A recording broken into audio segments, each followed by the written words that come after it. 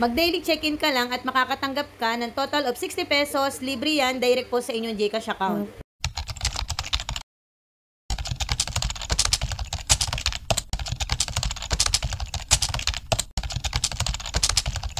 Ikaw ba ay naghahanap ng mapagkakakitaan? Sakto ka sa channel ko. Consider subscribing and hit the notification bell para lagi kang updated sa mga latest posts ko na sigurado ako makakatulong sa iyo.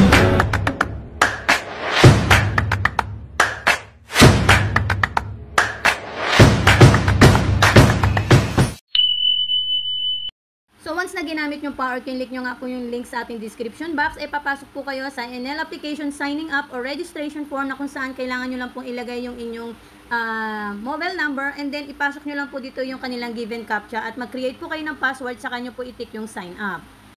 So after nyo makapag-login guys, ay makikita nyo po yung ating account dito and then yung registered natin. So dito guys, makikita nyo na meron na po tayong 2020 dito. So bakit tayo nagkaroon ng 2020? Una guys, ay kumita na nga po tayo dito sa application na to sa pag-share lang po ng ating invitation link sa kanilang referral program. At ang pangalawa naman po ay meron po silang sign-up bonus na 10 pesos after registration. And then once na-kinlik nyo po yung check na to at mag-check-in lang po kayo every day, ay pwede po kayo makakuha dyan ng first 3 days ay 10 pesos and then the next 3 days ay 20 pesos each. Every time na magla-login po kayo. So, yun yung mga pwede nyo makuha dito after registration. So, kaya po meron tayong kabuuan na 2020 ngayon. Andito tayo sa Enel app or earning app na kung saan ay pwede nga po tayong kumita dito ng libre sa pamamagitan po ng kanilang application. So, paano tayo kikita? Una ay meron po silang referral program. Once na kinlik nyo po yung share,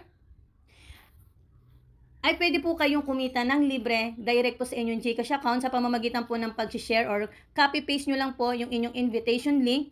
Ay pwede po kayong kumita ng sa 28% sa inyong level 1, 3% sa inyong level 2, at 1% sa inyong level 1. So, ito yung mga kitaan na pwede nyong gawin na hindi nyo po kailangan magpasok ng halaga. Pwede po kayong kumita. Basta mag-share lang po kayo sa inyong mga social media accounts ng inyong referral link. So, ito yon guys. And then, balik tayo sa ating dashboard. Once na-kinlik nyo yung group or yung team, ito yung pwede nyong mabuo. So, magkakaroon kayo dyan ng total commission at today commission.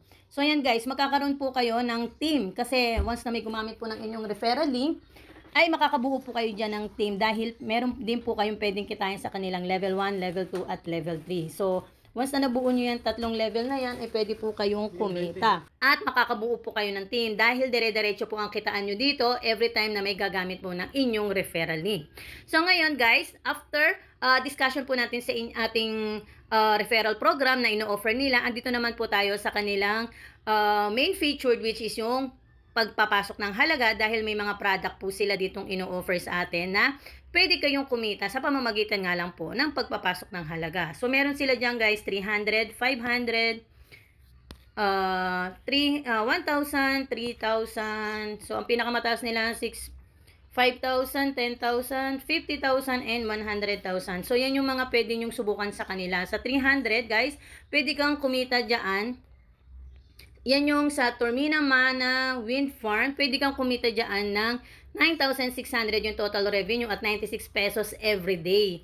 Once na nagpasok ka ng 300 pesos. So, ganyan yung mga pwede nyong kitain dyan. And then, syempre, ito nga ay mga kitaan na kailangan nyo magpasok ng halaga. So, hindi namin kayo pinipilit na gawin kung wala naman po kayong mga extra. Meron po silang mga libreng paraan na pwede nyo naman pong subukan sa pag-share lang po ng inyong referral link. Pero kung kayo po ay risk taker at gusto nyo pong subukan, pwede naman po nating gawin yan. Dito po tayo sa pinakamababa. So, click lang natin yung green button, and then, syempre, gate 1 or gate 2. Pareho lang naman po yan na papasok po kayo sa kanilang sa inyong GCash account, or ang gate 1 po kasi guys ay sa inyong balance, and then ang gate 2 po ay sa inyong GCash account. Once na-kinlik nyo po ang buy, papasok po kayo sa inyong GCash or Maya na kung saan ay yun po yung gagamitin nyo pang transfer po dito ng halaga na gusto nyo subukan sa kanya.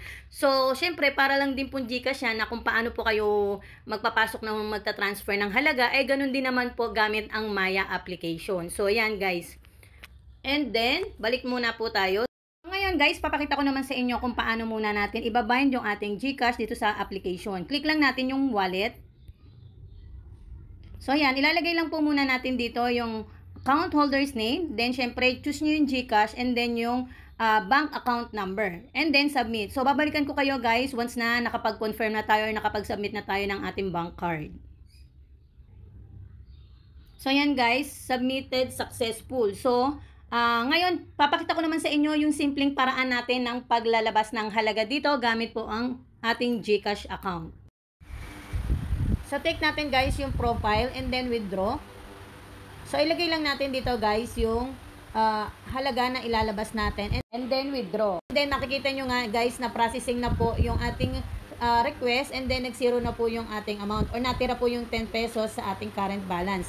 Ngayon, habang iniintay po natin ang ating kinita sa ating GCash account, click lang natin uli yung share. Yan, and then copy-paste nga po natin ito sa ating mga social media accounts dahil the more you share, the more you care. Meaning, the more na marami pong gagamit ng iyong link, ay marami din po kayong matutulungan na kumita ng libre dito sa kanilang application at the same time ay hindi nyo po kailangan magpasok ng halaga. So that's all for today guys. Ito po ay para sa mga risk-taker na lagi po namin kayong pinaalalahanan na do your own research and invest only what you can afford to lose. So that's all for today guys. See you on my next video. Thank you for watching. Bye!